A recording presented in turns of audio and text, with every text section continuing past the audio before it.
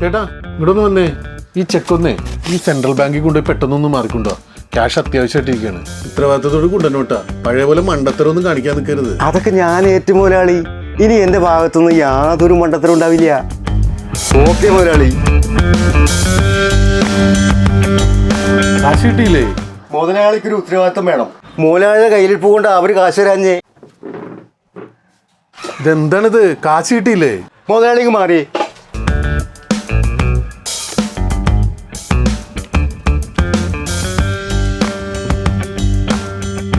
ബാങ്കിൽ ചെന്നപ്പോഴേ ചെക്ക് മടങ്ങിന്ന് പറഞ്ഞ്. ഈ ചെക്കിന്റെ മടക്ക് ഞാൻ ഇപ്പൊ തീർത്തു തരാം. ചെക്ക് മടങ്ങി എന്ന് പറഞ്ഞാലേ അക്കൗണ്ടിൽ പൈസ ഇല്ലെന്നാണ് അതിന്റെ അർത്ഥം. അല്ലാതെ ഈ ചെക്ക് മടങ്ങി എന്നുള്ളതല്ല. ബാങ്കിൽ പൈസ ഇല്ലെന്ന് ആരാ പറഞ്ഞേ? എന്തോരം പേര് പൈസ കൊണ്ടുവന്നിടുന്നു, എടുക്കുന്നു. മുതലാളിനെ പറ്റിക്കാൻ പറ്റും, എന്നെ പറ്റിക്കാൻ പറ്റില്ല.